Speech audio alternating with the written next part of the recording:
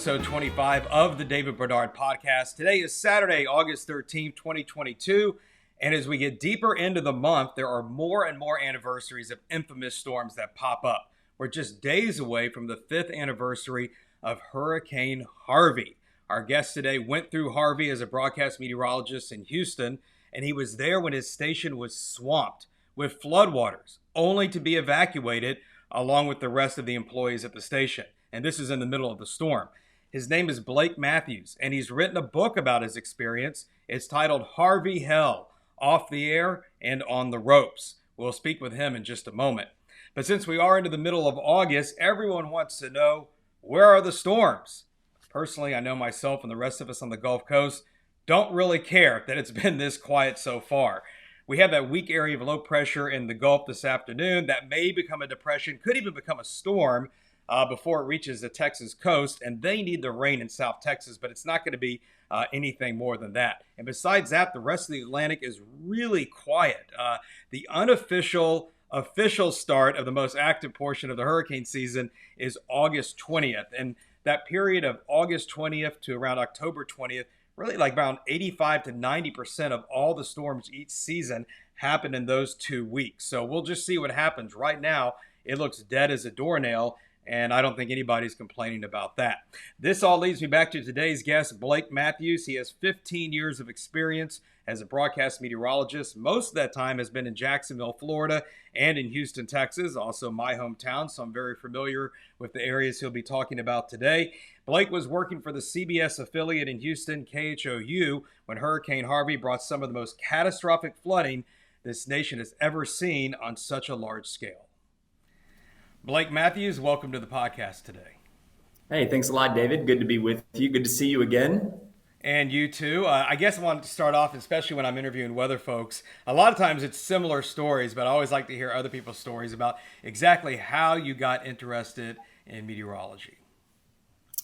Honestly, I don't really have any kind of story. I hear a lot of people say, "Oh, it was the blizzard of '93," or it was Andrew, or it was some huge event at a young age that got them interested. But unfortunately for me, it must be destiny, because nothing ever really occurred along the upper Texas coast when we moved here. We moved here in 1989, and we had moved here just prior to the big Arctic outbreak. So I guess maybe that was my big event, but I was too young really to remember that. So I guess being a meteorologist, a weatherman, was sort of destiny, because nothing really occurred that got me interested. I was just always interested from the very beginning. And do you remember the TVs? I'm sure you do, where you pull the knob and then you manually turn the channels. And that was actually my first TV, by the way. That was my first TV, by the way. And it was left on the Weather Channel so much that the little Weather Channel icon was burned into the bottom right of the TV. So that's how I know that. Okay, that's a pretty good story, I think. Yeah, I think that's a pretty good one. So that's. And of course, we're going to talk a lot about Houston today, because we're going to be talking about Hurricane Harvey. And I guess my moment was, I was already tracking storms in the 70s. My first one was Anita in 77, and then I had David and Frederick in 79, and then in 83, Hurricane Alicia in Houston. My first day of high school, hurricane watch. First day of high school. Oh, I love that. Yeah, and so Alicia hit on what would have been the third day of school, but it was canceled because the hurricane was coming in, and we didn't have class for like a week. So that was my moment. That anniversary is coming up, by the way, in 5 days. Well, it's interesting you say that. At the beginning of the podcast, in my introduction, I was saying, as we get deeper into August, all these anniversary dates start coming up, including what we want to talk to you about today, Hurricane Harvey, and the book you have written, a very impressive feat, I must say. Harvey Hell, Off the Air and on the Ropes is the name of your book. We're going to mention it again throughout the podcast, but let everybody know, are they able to pre-order the book yet, or when is that going to be available? So the pre-order was supposed to take place the last week of July, but the book has been postponed a week or two. The reason for that is I am waiting on the licensing from Tegna and KHOU to get approval to use the pictures that were taken inside the TV station. That process was supposed to be done a few weeks ago, but it's taken a lot of legwork to reach the higher echelon of the Technic corporate, and so it's taken a few weeks here, but hopefully we're on the tail end of this. I was able to contact some of the higher ups there. They did give me verbal approval to use them, but I still want to have that licensing in hand. That way, nobody can come after me for using pictures or Of whatnot, because course. that would really put a damper on a really good book, I think. And it's important for me to include these pictures because they alone tell a story without even using words to do it. So they really put the reader in the newsroom with me on Sunday morning, August 27th, 2017, when the water came rushing through the front doors of the KHOU TV station. And of course, we're going to get a lot more into that as well. But I'm just curious, from my personal perspective, why did you decide to write the book, and what was the experience like? It's a pretty daunting effort. So I wrote the book due to a completely unrelated reason. It was I was dealing with something kind of tragic in my life, and I needed to refocus my attention, refocus my energy. And I thought, you know what, I've got a really good story to tell here in Hurricane Harvey. When I do mention that I was at KHOU, the first thing out of people's mouths were, "Oh man, were you there when they went off the air?" And the answer is yes. There were 4 of us there that morning, and only 4 of us can tell this particular story. And I decided to take the reins and write a story about it. I think it's pretty interesting. I've always been fascinated with weather, whether it's with Katrina, which you went through, or it was Andrew, or it was some big Arctic outbreak. I just find it really fascinating, the power of weather. And it's the one thing that bonds all of us together, regardless of social status. And I think most people are generally interested in what the atmosphere is capable of. And what the story that I write here, it's a chronicle of a series of events that are really, truly unprecedented. And a lot of people throw around that word unprecedented. But in this case, even the National Weather Service, as you'll read about, they put out a tweet saying that this event is, quote, unprecedented and all impacts are unknown from this point forward. I mean, it was that off the charts. Harvey holding just about every single water record possible, from the amount of rain that came down to the amount of 50 plus inches of rain that were observed across Southeast Texas. 31 of 67 river forecasting points setting all-time record highs.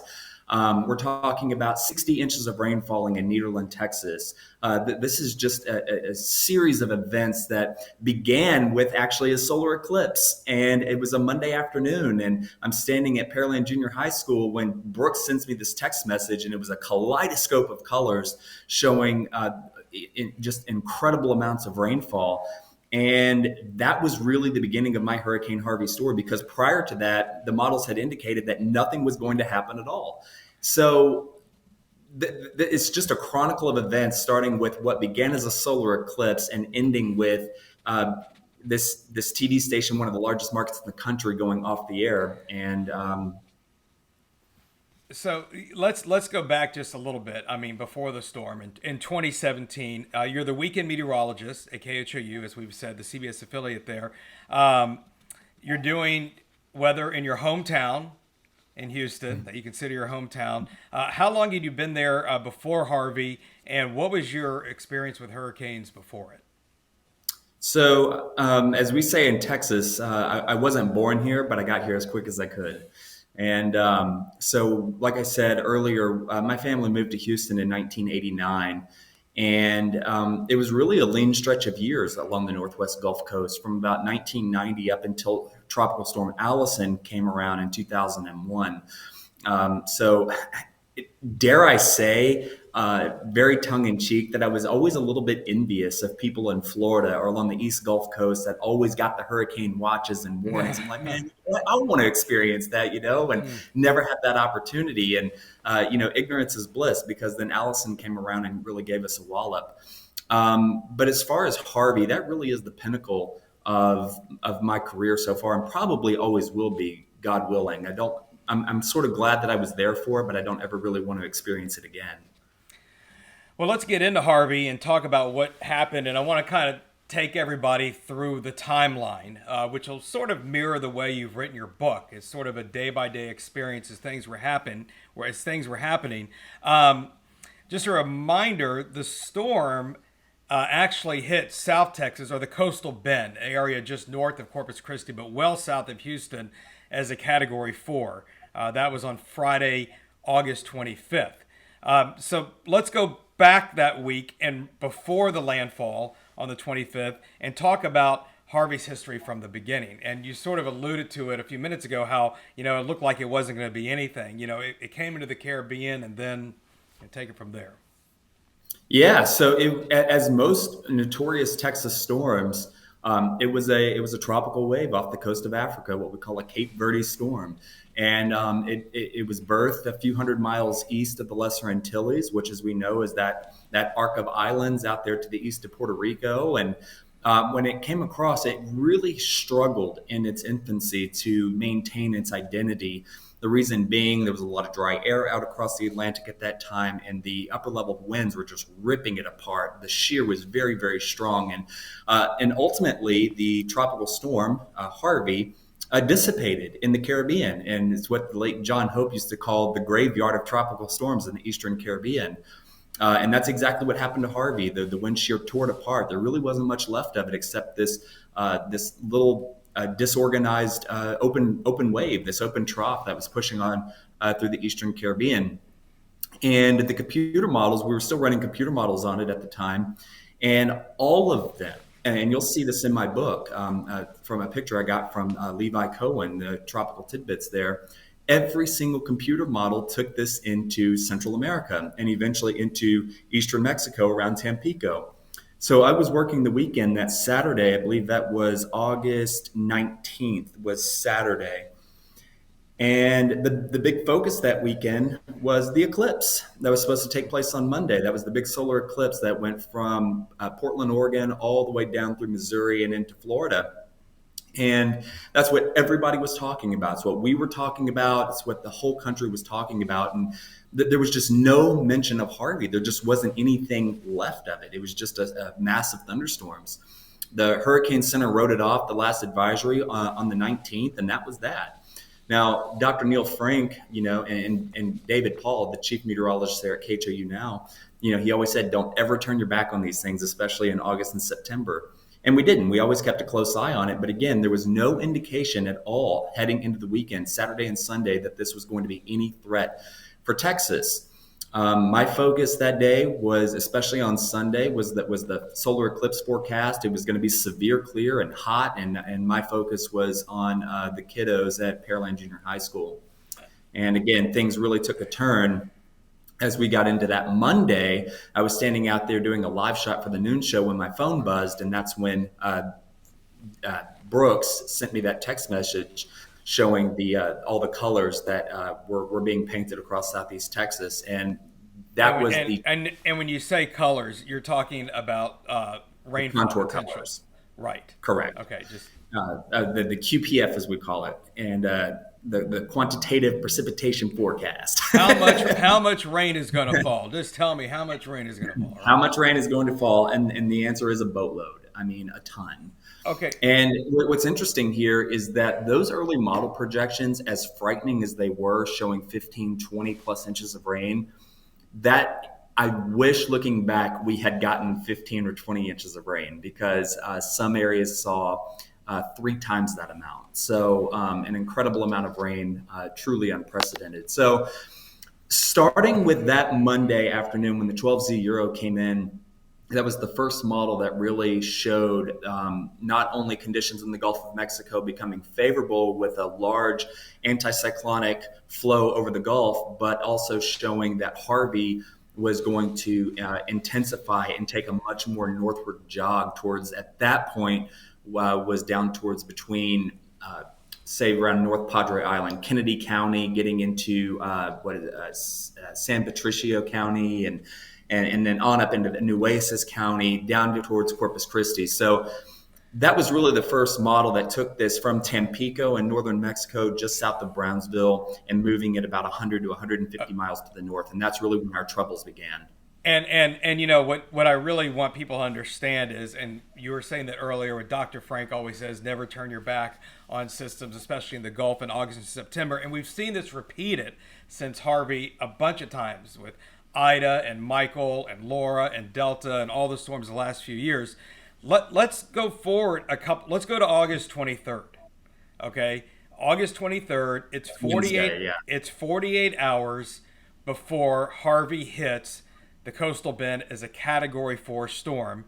It gets into the Gulf. It had fallen apart into a wave, and it became a depression. So Hurricane Harvey becomes a depression. It's 2 days away at most from making landfall. They put up hurricane watches for South Texas, not Houston, because the landfall, the actual storm, is expected in South Texas. Kind of take me through your thought process, the other meteorologists at the station, once that started to come into play. What was your thinking then? What was your messaging like?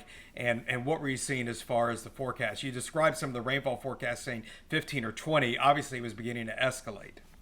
It was. And by the way, that hurricane watch was issued for portions of Matagorda and Brazoria County as well, which are the two counties in our southwest zone. So as far as we were concerned, the Houston area was under a hurricane watch as well, even though officially Harris County and Galveston County were under a tropical storm watch at that time.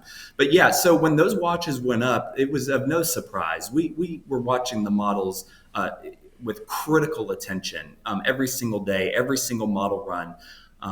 Which are run 4 times a day. And even some of the models that we normally don't pay too much attention to, the 6Z and the 18Z, every single model run was becoming critical. So when those watches went up and Harvey was reborn into a tropical depression, it was of no surprise.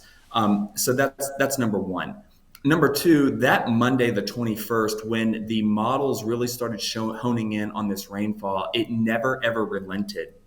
It's not like one model would show 20 inches and then the next model run, it was back to like 6 or 7 inches. No. Once those model runs came in on Monday, it only escalated from there. And 2 days before landfall on the 23rd, Wednesday, we're talking some models spitting out 30, 35 inches of rain. And we thought, well, this is Allison 2.0. This is going to be a tremendous inundation event across Southeast Texas. So our messaging was, let me tell you what I know. I'm not going to speculate because this is one of those moments where what I say will truly matter. As I wrote in the book, Tom Wills at WJXT in Jacksonville once said that, everything that you have learned at some point will culminate to get you through the emergencies of tomorrow. And to use the quiet periods in your career to hone your craft, because at some point you're going to be the guy when it You're the guy on duty when it all blows up in your face. And that's exactly what happened heading into Wednesday. I had never been faced with a catastrophe like this before, especially when you're in a city as large as Houston and you've got tens of thousands of people watching at one time. And, I felt that weight. I felt the weight of an entire room in houses all across Southeast Texas being hushed, hush. Let me hear what Blake has to say. Let me hear what the meteorologist has to say. So I felt that. And I was a little bit timid. This boyish looking weekend guy, they wanted to hear from the chief. And I was doing my best to really get across that this is a serious but still uncertain event headed for Southeast Texas. Maximum flood preparations need to be underway at this time. And we're going to continue to watch it. David Paul, I once asked him about Hurricane Rita. And of course, we all remember Rita. It had powered up into a very strong Category 5 hurricane in the Central Gulf. It was even stronger than Katrina at its peak. And at that point, 180 mile an hour winds, pressure 895 millibars. It was pointed directly at Houston. It could not have been more put on top of Houston if you did it with a pencil. And I remember asking David, I said, David, how did you handle that situation? And he kind of chuckled and he said, you know what? You get up there and tell them what you know. We have this big hurricane in the Gulf. Yes, it looks like it's headed for us. It's very concerning, but we're going to watch it and just stick with us, and keep tuning back to the weather 2 times a day. Let's get into what some of the problems are with the job that we have. It's and I agree with you. You always say what you know, and you always say what you don't know. In fact, I would always do segments like that. Here's what we know and here's what we don't know, because it's just important to inform people of that. But let's talk about what your challenges were communicating this. Harvey makes landfall on August 25th, just on the other side of Corpus Christi around Aransas Pass, well south of Houston. Okay, they're having a tremendous hurricane there. It's a Category 4. There's storm surge, there's wind damage, there's all these things. the severe rain that would come to Houston would not follow for a couple of days, right? After that. What was the challenge, though, in Houston? It was kind of a decent day when Harvey made landfall. You're sitting here trying to gear people up. No, this is going to be really bad. The hurricane is hitting. Nothing's really happening in Houston. What does that do as far David, as messaging? we got berated by some viewers and on social media. I mean, just ripping us, saying that, we were hyping this for ratings and you've always got a few out there when you talk about the uncertainty in a forecast. There's always uncertainty in a forecast. And of course, the first thing they say is, well, I could have told you that, why don't you pay me? I could have told you I didn't know what it was going to do. And yeah, I mean, because that Friday, now the weather was really bad in our southwest zones. Matagorda, Brazoria, getting down towards Wharton County, Austin County, and areas to the south. That's southwest of Houston. We're talking 60, 70, 80 miles to the south and west. I mean, those feeder bands from Harvey were just ripping those folks. And we had tornado warning after tornado warning. I want to say there were 35 tornado warnings on Friday in our southwest zone. So in those of us southwest of Houston, they were absolutely getting just hammered. But in the city itself, not much had occurred on Friday. And in fact, that's the title of my book, and one of the chapters is Wrong Again, because that's one of the emails that we got. Wrong again, typical. You've gotten everybody all, trussed up here, and now we're cooling our heels. And man, how wrong they would be, because that Saturday, again, we woke up, things were quiet. But sure, the sky was overcast. It was gray. It was kind of heavy looking out along the horizon line. You can see the curtains of rain coming down. But in the metro area itself, just not much was going on. And there was a point that even Cheetah and I looked at each other and said, man, I hope this happens. Not hoping that it happens, but I hope our forecast is. Well, yeah. And I mean, the forecast, like, as you mentioned earlier, it was only escalating each day. The models were only continuing to paint higher and higher numbers. And I remember seeing those numbers, and it was almost hard to believe. But you know what changed for me? Was the no-name storm we had in Louisiana in 2016, the year before.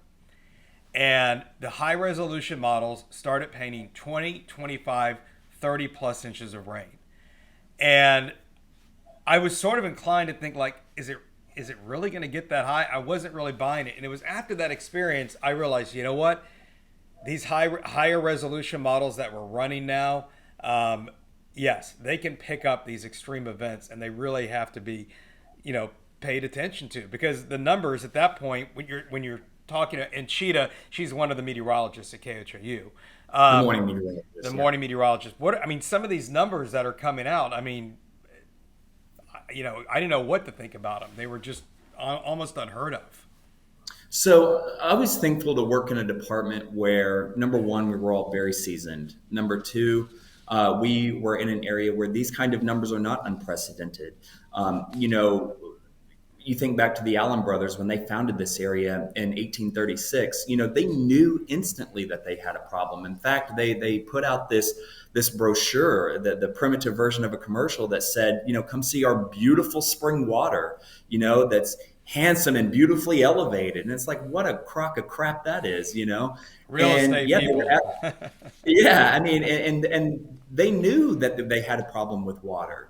A lot of the rain records in the United States are held here in Southeast Texas. Alvin in 1979, Claudette, 42 inches of rain in 24 hours. You look at Allison, you look at Harvey, you look at the big floods in the 1930s, the reason why Addicks and Barker reservoirs were built to control the flooding into downtown Houston. So what Harvey was going to bring was not unprecedented, but it was unprecedented in my career, and it was unprecedented as far as the amount of rain. 30 inches is not unprecedented. 40 inches is not even unprecedented. But when you start getting these models coming in 50, 55 inches of rain, I ran out of ways to describe what we could be facing. I didn't really know what 55 inches was going to do, other than it was going to be really bad. And it's important to point out, you were pointing out the tropical storm Claudette. That was a fairly limited area of flooding that happened in 1979. And also, since you brought it up, it's interesting to point out, so that's still the 24-hour rainfall record in the United States, the continental United States. is Claudette, 42 inches in 24 hours at Alvin, Texas. The year before was Tropical Storm Amelia, also in Texas, and that was the tropical cyclone rain record of 48 inches for an entire storm, which Harvey blew away. And so Yeah. that goes to your point. I mean, the Hurricane Center quoted Harvey was the greatest tropical cyclone rainfall event in United States history, both in area and how much it covered, but also the amount of rain that fell. And there is some discrepancy. If was it really 60 inches around Beaumont? Whatever. It was close to that. It was somewhere around 55 to 60. It would still be a record, but the scope, you're talking Houston to Beaumont, for people that are listening that may not be familiar with that geography, we're talking hundreds of square miles of flooding. So 50,000 square miles of Southeast Texas saw 16.6 trillion gallons of water. Okay. That's enough water to cover the entire state of Arizona in a foot deep of water. Okay. It's a tremendous amount. Just in Harris County, 1 trillion gallons of water fell. 1 trillion gallons of water, enough to go over Niagara Falls for 15 straight days. So we're talking about a 40-inch area of rain the size of the state of Delaware, and 20 inches of rain the size of the state of West Virginia. So we're talking about an unprecedented amount of water coming down. And you're right. Towards the end of my book, I think in chapter 14, I was talking to the state climatologist, Dr. Nielsen Gammon of Texas A&M University, and he said that he took some issues with some of those higher rainfall totals of 60 inches plus. And the reason being is that it was one or two stations that were showing that, while the other rain gauges within a mile or two away were showing 10 to 15 inches of rain less than that. But as far as the official amounts go, the Weather Service even mentioned that they could not get to the rain gauges to empty them out in time because the rain was coming down so incredibly heavy and so fast, because these rain gauges only hold about 12 inches of water. So they would have to go out and empty them out. Right. To keep collecting. Rain was coming down so fast that these rain gauges were filling up before they had a chance to go out there and empty them. So God knows how much rain truly fell, but whatever it was, obviously it was catastrophic. All right, so let's get into what I think is, the really meat of your book, and it's the experience starting that Saturday, the day after the landfall in South Texas, and then going into Sunday on August 27th. Let's first step back. You started talking about the Allen brothers who founded Houston, and I'm familiar with that story, being a Houstonian.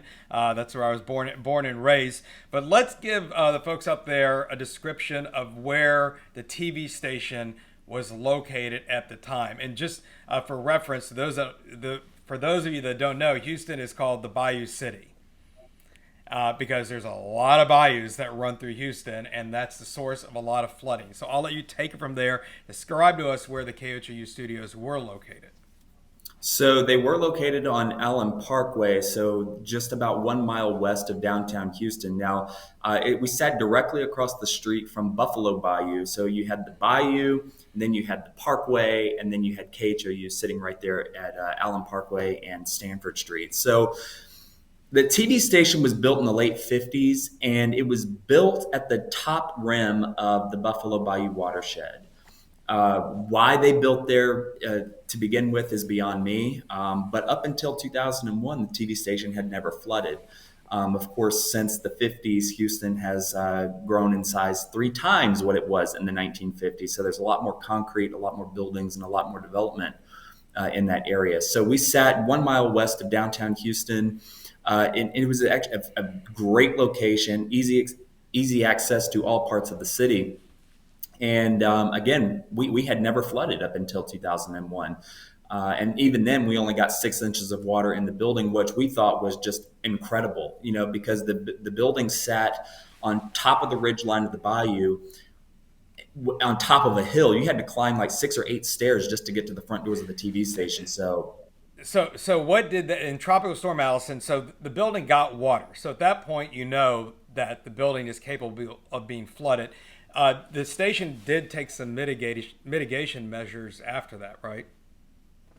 They did. So there was like a little brick wall, maybe a foot tall, 2 feet tall, in front of the building, and in between that was the staircase you walk through. Well, they built these uh, little flood in those brick walls to keep the water out from the front porch and away from the front doors. And then they had sandbags, and they had these metal flood barriers, maybe 2 or 3 feet tall, that they would put in front of the entrances all the way around the building.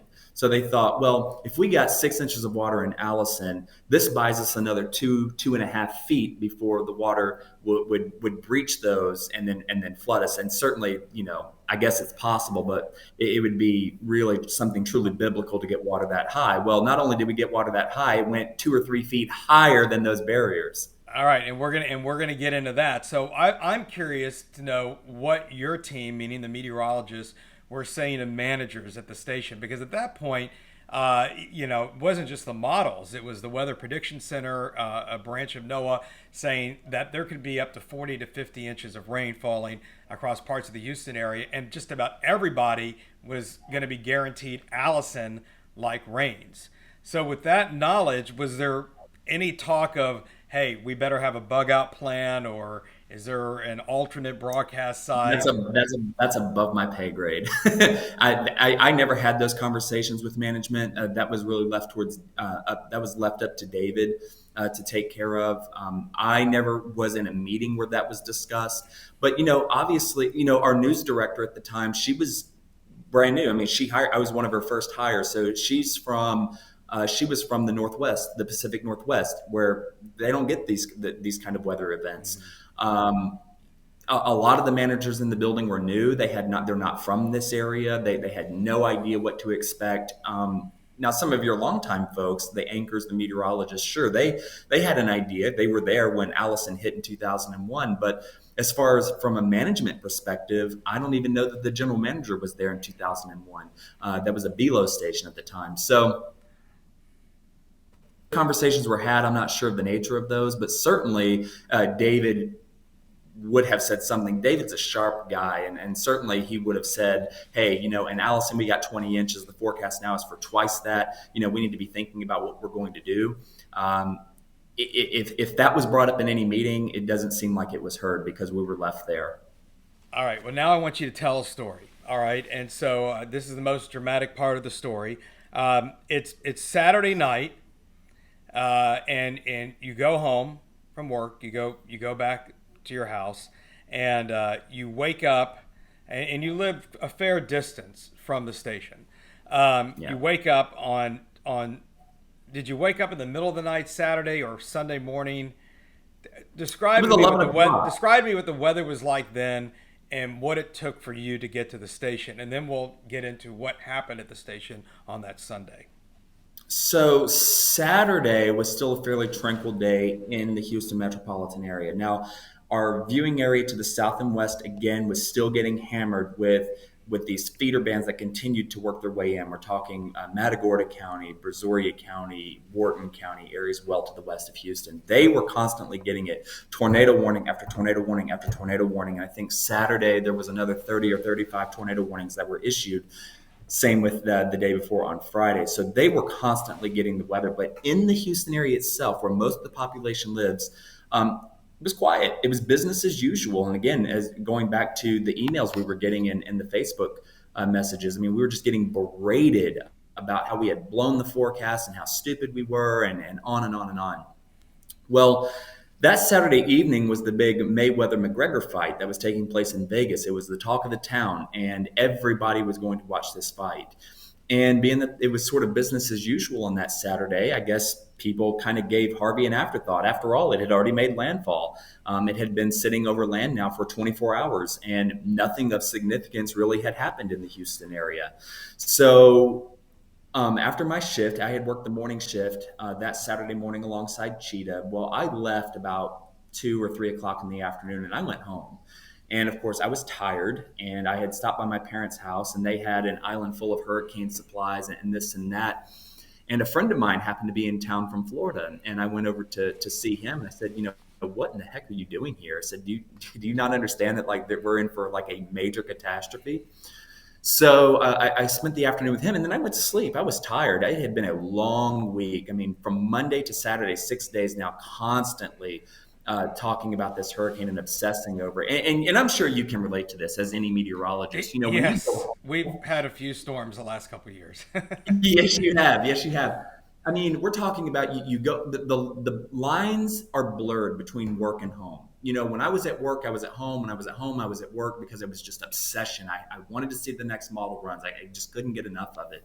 So I was tired and I went to sleep Saturday afternoon, and I woke up around 11 o'clock at night. And David, I mean, the skies had been ripped open like a pinata. And I mean, the rain just hit the glass. And I turned on the TV, it turned on KJU. Brooks is on there, and he's talking about high water rescues. People are trapped in their attics on the second floor of homes in northern Galveston County, Dickinson. And I sent a text message, said, what's going on? He said, basically, get to work. You know, it's underway. The disaster is unfolding right now. And I took the fastest shower of my life, jumped in the car, and I'm on my way to work. I'm just seeing things that are not computing. I'm driving down the North Freeway, which is I-45 north of downtown. And I mean, when I tell you it was raining, I mean, it was pounding against the glass. I mean, my wipers on fat, you know, going as fast as they can, just really just sloshing water around. And I see all these cars that are floating on the service roads. And I'm thinking to myself, why are all these people out and trapped? Well, it was the fight. Again, Saturday, not much had been going on. It was business as usual. And the skies opened up around 7 or 8 o'clock Saturday night as people were watching this fight. The restaurants were full, the bars were full. And when it came time to go home, the storm was well underway. So that's one of the reasons why there were so many people trapped out on the area roadways. And then I start seeing cars coming at me northbound in the southbound lanes, and they're blowing their horns and they're flashing their lights. And it was just, I mean, Harvey was at full throttle at that point. And then soon enough, I found myself stuck in the middle of I-45. The water had covered the freeway there at the 610 North Loop. And I called the assignment manager, said, I'm stuck. And I said, I don't know what to do. I don't know where to go. Help me out. And then he kind of guided me along some of the higher service roads and the higher back roads to get me into the TV station. Yeah, that's amazing. I mean, you are lucky you were even able to get into the TV station. But you know, I have to ask. I mean, first of all, we're talking about a metropolitan area of over 7 million people, a super complex place. You know, but I have to think like, what were the, you know, not just you, the media, but the emergency managers, all these people thinking? I mean, we knew the rain was going to be on setting at some point. It seems, you know, maybe, you know, to allow this fight to go on. I mean, in hindsight, it kind of seems crazy. Did things just go a lot faster than people assumed, or? It happened in the twinkling of an eye. Saturday, you know, and it's like I even asked Cheetah, said, man, do you really think this is going to happen? It's like, I even wrote a line in my book. I said, you know, my ark was dry in its gantry. It had yet to float Saturday after. I'm like, man, where is the rain? This is crazy.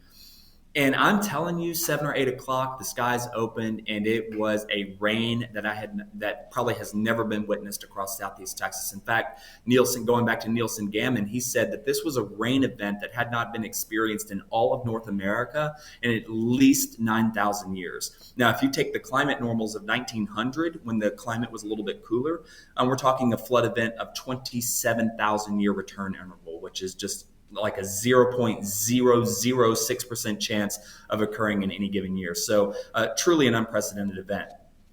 So I'm going down the North Freeway, and I mean, it is raining like you just couldn't believe. And I finally was able to navigate my way through some of the back roads and made my way into the TV station. And from there, the rain never, ever relented. And and just to give people an idea, literally the rain was at one time almost 5 to 6 inches an hour, which, you know, when you start talking 2 or 3 inches an hour, that's bad enough, but double that is almost unheard of, to see rain falling at that kind of a rate. So it was 6.8 inches, almost 7 inches an hour, which is a return interval, by the way, of 2,000 years, according to meteorologist Jeff Linder of the Harris County Flood Control District. We're talking about 10 inches of rain falling in 90 minutes at Brooks's house in northern Brazoria County. Almost 15 inches of rain in 3 hours. We're talking about rainfall amounts that have probably almost never been witnessed here in this area or just about anywhere.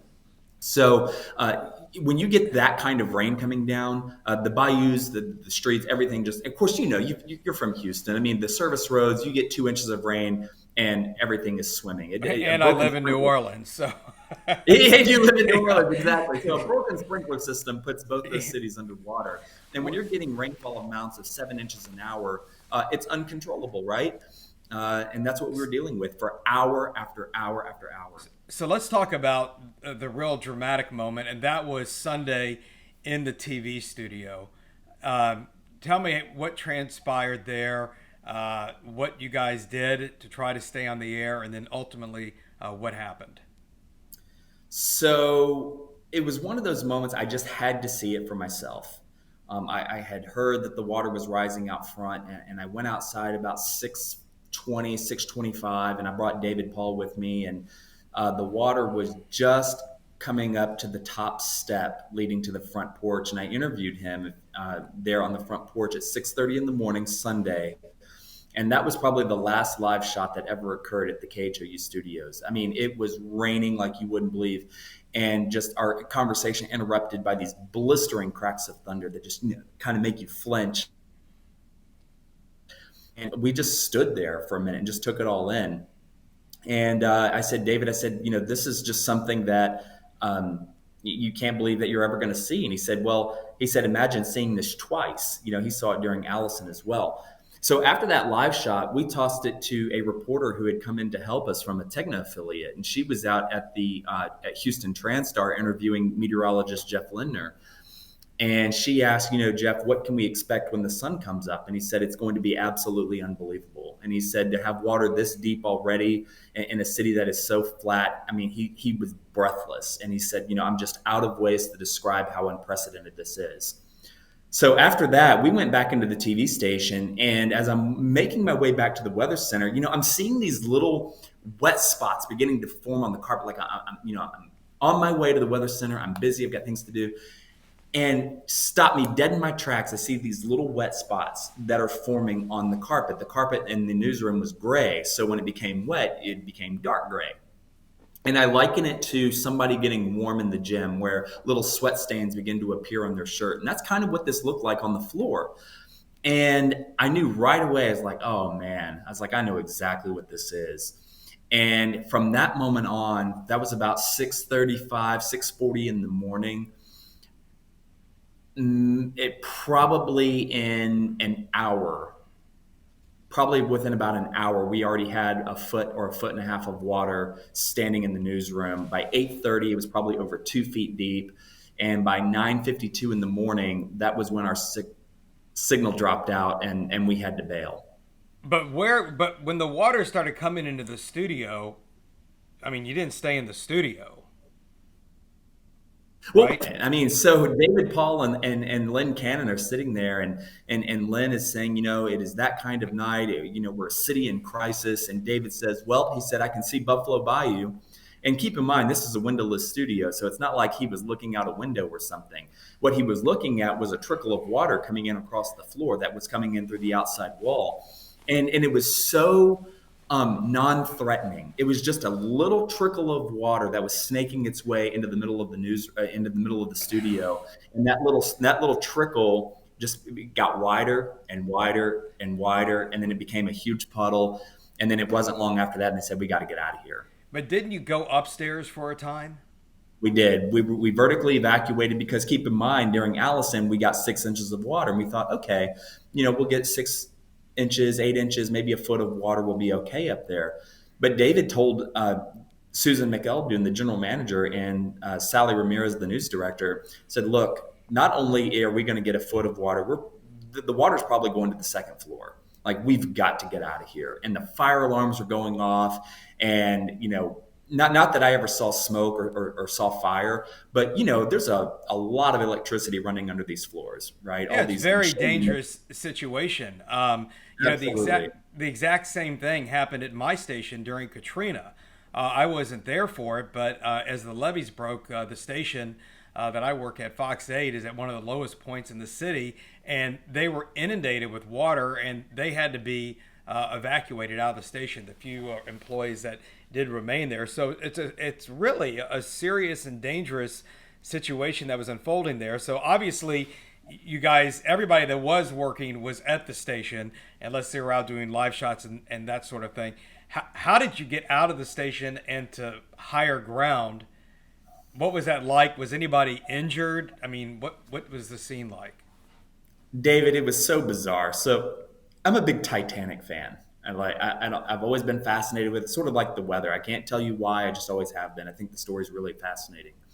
So I'm standing at the top of the stairs in the lobby, and I'm looking over the ledge, and I'm watching water just gush through the front doors. And I mean, like a hydrant. Okay, I'm not talking. It wasn't just a cute little trickle coming in. No, it was like, I mean, it was just rushing through the front doors, and you couldn't have stopped it with the biggest bucket. And I'm standing there, I'm thinking, this must have been what it was like on the Titanic. You know, running water is running water. The sound doesn't change, whether it was 1912 or 2017.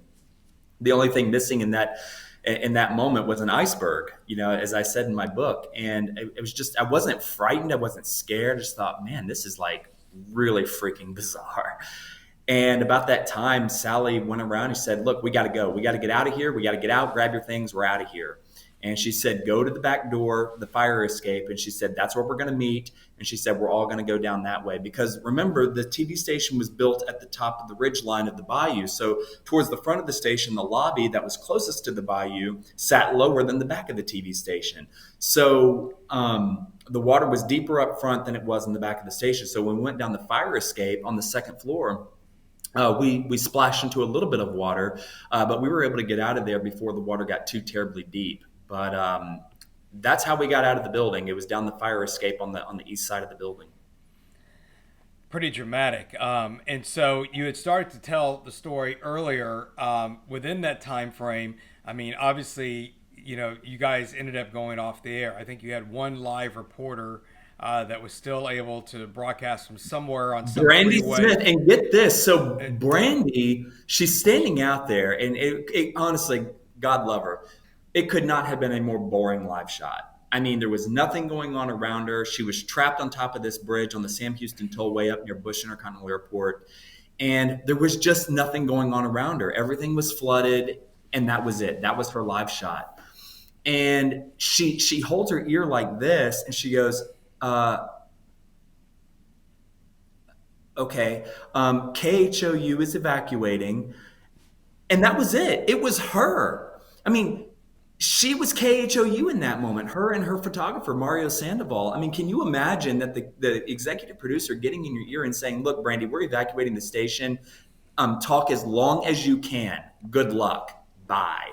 I mean, oh my God. Oh my God. And how long was she going to talk? Was it going to be 20 minutes? Was it going to be an hour, 2 hours?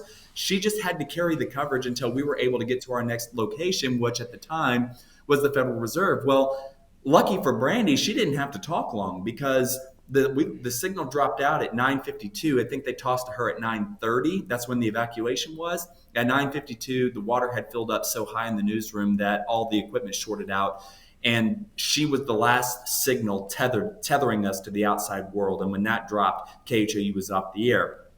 Now, there were a lot of other dramatic moments going on in that time. We had helicopters landing in the middle of the freeways. We had high water rescues where our other reporters were stationed, but we had no way to take their signal. We were stuck with Brandy's signal, and that was it. So that's who had to carry the coverage. And that's the reason why we were with her instead of the other more dramatic live shots. So you get to the Federal Reserve building, and how long was it until you guys were able to be back on the air in some form or fashion? We got to the Federal Reserve, I don't know, around 10 or 10:30, and this place was huge. I mean, it was so stately and fortified. I mean, I remember making a note of how buttoned up this place was. I mean, it was security to the teeth. And come to find out, it's the second largest depository in the United States. I mean, billions of dollars are stored at this place. So anyway, they lowered the gates and they brought us in, and they put us in the loading dock area until all of us at KHOU were gathered up. Our heads were counted to make sure everybody was accounted for. And we were at the Federal Reserve probably for 6, 7, 8 hours. We were there until about 5 o'clock that evening. And they were nice enough to give us deli sandwiches and some coffee and something to drink and a place to sit down for a few minutes. And that's kind of where we regrouped until we went to the PBS facility on the southeast side of town. So, things happen so dramatically. I want to point out that I got to the TV station Sunday morning at 1 o'clock, and I was able to drive there. I was able to go down Stanford Street. I was able to turn down Allen Parkway. It was raining super duper hard. I could see that that Buffalo Bayou was swollen. It was in serious trouble, but it was still being confined within its banks, even though it was at the top of the banks. So from 1 o'clock to 6:30, so that's 5.5 hours, the water had risen many feet. I don't know, maybe 10 feet probably to get inside the TV station. And then by 9:52 in the morning, we probably had 2 or 3 feet of water in our newsroom. So we're talking about water rising 10, 15 feet just in 5.5 hours. It happened so quickly. I can't even begin to describe to you how quickly that happened. So you're at the Federal Reserve, and you guys are off the air. And so you mentioned eventually you guys set up shop over at PBS. Is that on the University of Houston campus? It is. So how long were you off the air? Was it a day, We 8 hours? Yeah. We were off the air about 8 hours. I calculated 8 hours and 58 minutes. That time varies depending on who you ask, but it was 8 to 9 hours. And in that time period, Tegna, KUSA in Denver and WFAA in Dallas both took over our coverage. So KUSA took over the linear coverage. They were the ones that were running, building slates, building information graphics, running no commercials, but they were taking care of all the linear coverage, while WFAA was taking care of our digital coverage. So they logged into the KHOU's Facebook page and into all the social media accounts, and they began a Facebook Live through their TV station in Dallas. And then what they would do is they would take their phones and then they would call a reporter from KHOU and then put them on speaker and then do a live report over Facebook Live. It was convoluted, it was complicated, but it was something. And we were still able to get some sort of information out from our reporters that were on the ground. Definitely very dramatic moments. And I mean, and by the way, that was probably one of the first times that social media had ever been used that way for life-saving information. I mean, because when we were in the Federal Reserve, we were sitting there thinking, God, now what? And it dawned on us that, wait a minute, I've got 15, 20,000 followers through my Twitter and Facebook accounts, and Cheetah's got, 50, 60,000. Brooks has the same. David has 100,000. I mean, we still had a significant reach, even just through our own phones. And that's, I posted a video of water rushing through our front doors, and within like 3 hours time, that video had been retweeted 9,000 times. I couldn't believe it.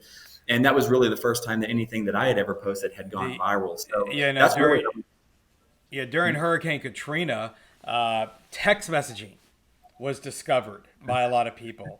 And that's how people were able to communicate during Katrina, was during text messaging. All this brings up a lot of interesting questions. I am a obsessive emergency planner. I am somebody they get sick of hearing about me at the station, but I am like, we've got to constantly be planning for the worst case scenarios. And we already know what happened at your station, and I guess we should mention that KHOU is no longer on the bayou. They're in a high rise. So in the highest part of town, by the way. Right, which seems like a really smart move if you're in a town like Houston or New Orleans and you're in a very flood-prone area. But you've got to make these plans, these contingency plans. So many things can go wrong. Can you plan for everything? No. But certainly, I think the lesson here is that there should have been some kind of plan at KHOU to have an alternate broadcast facility, especially with the knowledge that water had come in. We've had incredible flooding at Fox 8 in New Orleans when the levees broke from Katrina in 2005. But it doesn't even take that. I mean, you go back 2 years ago to Zeta, and we had a problem with our digital transmissions. And during Ida, we had a failure of our generator. Now, we had an alternate broadcast location established in Ida last year at our station in Baton Rouge. And the way technology is, and these media companies are so huge, Gray Media that owns Fox 8 here in New Orleans, Tegna that owns KHOU, they own dozens and dozens of television stations, and there's a lot of technology at their disposal to where really no TV station should ever go off the air, I feel, during a disaster. Well, I mean, look, I think that is certainly the case, but I don't think that you can plan for everything. I don't think anybody in their right mind would have You thought can't that. plan for everything, but planning for nothing is not the solution either. Well, I mean, I don't think that KHOU didn't have a plan. I mean, I mean, we got to the PBS facility pretty quick, and they rebuilt an entire TV station. I mean, certainly, in an extreme hurricane situation for Houston, certainly there were plans on the books. I mean, I'm not going to say that KHOU was blindsided. I guess the question is, why were we there to begin with? We should have vacated that facility 24 hours before the first raindrop even fell, knowing the kind of forecast that was headed our way. I just think that it happened so quick and it was so overwhelming because it happened all of a sudden. Yeah, well, I mean, I think it's definitely a lesson. I mean, it's a lesson for not just TV stations, but for everybody to have some kind of emergency plan in place. But the TV station is one thing, right? It's a company. They got millions and millions of dollars. They can do all kinds of stuff. But Houston, I mean, let's go just to wrap things up here a little bit. It's interesting what you said earlier. We're talking over 7 million people in this metropolitan area. You have Rita in 2005, which, this mass evacuation occurs. Many, many, many people died in that evacuation. Over 100, yeah. Over 100 people died in that evacuation, and the storm didn't even end up coming to Houston. But of course, people were traumatized because Katrina had just happened 6 weeks earlier, and there were a lot of New Orleans people in Houston. So, the Gulf Coast was traumatized at that point. But that really, goes to the whole theory of, you try to, hide from the wind, run from the water, right, for during hurricanes. But what do you do with 7 million people and you have 30 or 40 inches of rain fall on top of them? You cannot evacuate a city of 7 million people. Well, and I think that's where the hurricane scale fails us, right? I think that's one of the weaknesses of the Saffir-Simpson scale. Number one, I am not a fan of maximum sustained winds. And I wrote an entire chapter just about on that. He sees those winds. Okay. I mean, you look at example after example after example and say, hurricane has 120 mile an hour winds. And then you go back and you look at the observations, and the high sustained wind you can find anywhere is 95. Okay. And you can't even get gusts to these quote maximum sustained winds. So I don't understand why we're basing, hurricanes on wind speed alone. And even if those winds are realized, it's only for those areas immediately adjacent to the beach. When you're talking about Houston, which sits 40 miles inland, okay, we're at mile marker like 47, okay, is where downtown Houston is. Even in a worst case scenario, category 5, you're going to be downgraded an entire category before the storm even gets there. So what really impacts people, if you want to talk about impacts, talk about, we need a flood scale. We need a power outage scale. I mean, that's what kills people. Look what the evacuation did during Rita. It killed 100 people because of heat exhaustion. If you have a storm like Katrina that knocks out the power grid from Southeast Louisiana through the entire state of Mississippi at one point, that's equally as impactful as the wind for a lot larger area. So I think that you're right. You cannot evacuate an entire city because of flood, unless, of course, it's New Orleans. The levees are going to fail. You don't have a choice because people are going to drown in that. It's a much smaller place. I mean, it's just, than Houston. I mean, for that reason, right? Because of the levees. But I mean, your point is taken on the winds, just so people understand maximum sustained winds. When you get a report back and say, the highest sustained winds are 130 miles per hour, that's at one point in the storm in one point in time. There's not 130 mile per hour winds where there's no frictional forcing. Right. So, your point is well taken on that. And it's also well taken. That's why they've pulled storm surge out of the Saffir-Simpson wind scale. It's just a wind scale now. We warned for storm surge separately.